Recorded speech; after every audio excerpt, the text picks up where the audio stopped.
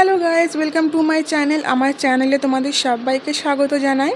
আজকে দেখো নিয়ে চলে এসেছি কাঁচা আমের রসগোল্লা। তো তোমাদের কার কার এই রসগোল্লাটা ভালো লাগে আমাকে অবশ্যই কমেন্ট করে জানাবে। তো যারা এখনও এই মিষ্টিটা এখনও ট্রাই করেনি বাড়িতে, অবশ্যই একবার ট্রাই করে দেখতে পারো। খুবই সুন্দর আর বানানোটা অনেকটাই সোজা। তো প্রথমে দেখো এখানে দুটো আম নিয়ে নিয়েছি। এরপর আমের দেখো খোসাটা আমি ছাড়িয়ে নিয়েছি। এরপর আমটা পাতলা পাতলা করে কেটে নেব। দেখো এরকম করে আমগুলো কেটে নিচ্ছি আমি। এরপর একটা মিক্সির বাটিতে আমি কেটে রাখা আমগুলো দিয়ে দিচ্ছি। আমগুলো দেখো দিয়ে দিয়েছি। আর এই দেখো আমের যে আঁঠিটা এটা আমি ফেলে দেব। এরপরে সামান্য আমি একটু জল দিয়ে এটা পেস্ট করে নেব। দেখো আমটা পেস্ট করে নিয়েছি আমি।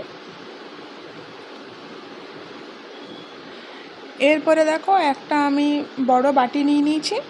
এরপরে এইটাতে আমি 1 কেজি আমুলের এই দুধটা দিয়ে দিচ্ছি।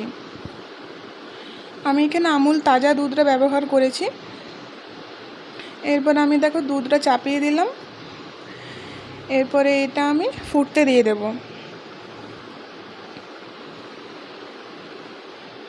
প্রায় দেখো 7 মিনিট পর দুধটা ফুটে গেছে। এরপরে আমি যে আমের মিশ্রণটা করেছিলাম সেটা আমি 1 গ্লাস দিয়ে দিলাম। তো ছানাটা আমার এখনও দেখো হয়নি, একটু নেড়ে নিচ্ছি। তারপরে দেখো আমি আরেক গ্লাস দিয়ে দেব। একেবারে কিন্তু জলটা দেব না, একটু একটু করে দেব।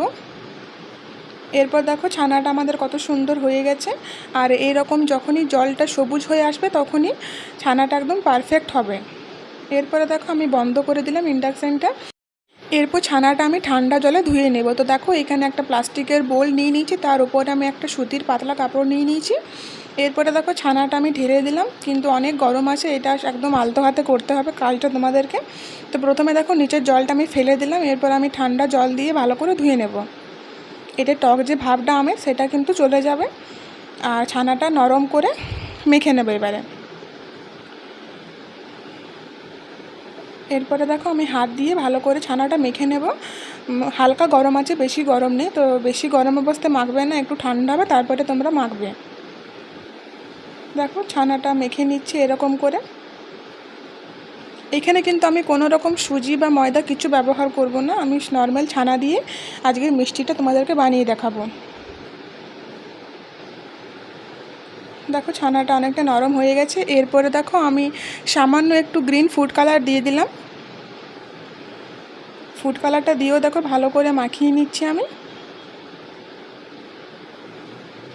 আর তোমরা দেখো ছানাটা দেখে বুঝতে পারছো অনেকটাই নরম হয়ে গেছে। কালারটাও চলে এসেছে, সবুজ যে কালারটা মিষ্টির আমাদের সেটা দেখো চলে এসেছে। তোমাদেরকে সামনে থেকে একটু দেখাই ছানাটা। ব্যাস ছানা মাখা আমাদের কমপ্লিট। দেখো এরকম যখনই ডোটা হয়ে যাবে ছানার, তখনই জানবে যে তোমাদের একদম ঠিকঠাক ছানাটা মাখা হয়ে গেছে। এরকম দেখো এরপর আমি একটা একটা করে বলগুলো করে নিচ্ছি মিষ্টির। এরপর দেখো একটা ছানার আমি বল নিয়ে নিচ্ছি। আর এরকম করে দেখো 2 হাতে গোল করে নিচ্ছি। আর দেখো মাঝটা আমি একটু চ্যাপটা করে একটা এলাচ ভরে দিচ্ছি ফ্লেভারের জন্য। আর মুখে যখন পড়বে মিষ্টিটা খুবই সুন্দর লাগবে খেতে। তো এরকম করে দেখো মিষ্টিটা গোল করে নিলাম। এরপর একটা একটা করে সব মিষ্টিগুলো আমি গোল করে নেব। দেখো মিষ্টিগুলো আমাদের সব রেডি। এরপর মিষ্টি রসটা বানিয়ে নেব। তার জন্য আমি এখানে 1 কাপ চিনি দিলাম আর 3 কাপ জল দেবো। যে কাপে আমি চিনি দিয়েছি সেই কাপেরই আমি 3 কাপ জল দেবো। সবসময় চিনিটা তোমরা যেমনই দেবে তো তার ডবল তোমরা জলটা দেবে যখনই রসগোল্লা বানাবে। তো বাস এরপর এটা আমি চিনিটা এখন গলতে দিয়ে দেবো। দেখো চিনিটা যখনই গলে আসবে তখন দিয়ে দিচ্ছি এলাচের যে খোসাগুলো আমি ছাড়িয়েছিলাম সেই এলাচের খোসাগুলো। আর সামান্য একটু দিয়ে দিলাম গ্রিন ফুড কালার।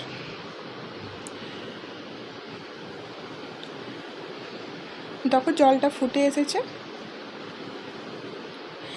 এরপর আমি যে মিশ্রণটা করেছিলাম আমের সেটা আমি 2 চামচ দিয়ে দিচ্ছি।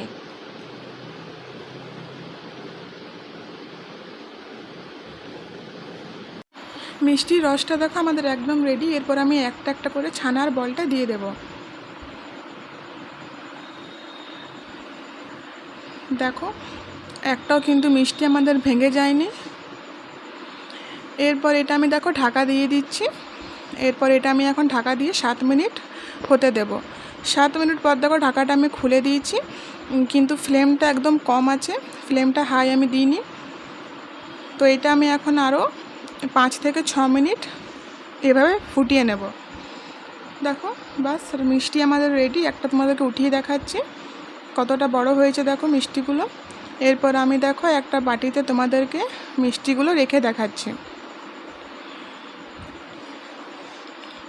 মিষ্টিগুলো অনেকটাই নরম হয়েছে আর দেখো কতটা ফুলে গেছে। তো এই যে দেখো কাঁচা আমের রসগোল্লা আমাদের একদম রেডি। এরপর তোমাদেরকে একটা ভেঙে দেখাচ্ছি ভিতরটা কেমন হয়েছে। তো আমার আজকের এই মিষ্টি রেসিপিটি কেমন লাগলো তোমরা অবশ্যই কমেন্ট করে জানাবে। আর যারা চ্যানেলটি সাবস্ক্রাইব করেনি চ্যানেলটি প্লিজ সাবস্ক্রাইব করে দেবে, পাশে থাকবে। এই যে দেখো ভেঙে দেখাচ্ছি কতটা নরম হয়েছে, তোমরা দেখে আশা করি বুঝতে পারছো। আর এই যে দেখো ভিতরে এলাচ দানাটা। আর তোমরা কিন্তু অবশ্যই এই মিষ্টি রেসিপিটা একবার বাড়িতে বানিয়ে দেখবে, একদম একটা ইউনিক টাইপের মিষ্টি। তো ভিডিওটি এখানে শেষ করছি। সবাই ভালো থাকবে, সুস্থ থাকবে, দেখা হবে আর অন্য ভিডিওতে। Thanks for watching.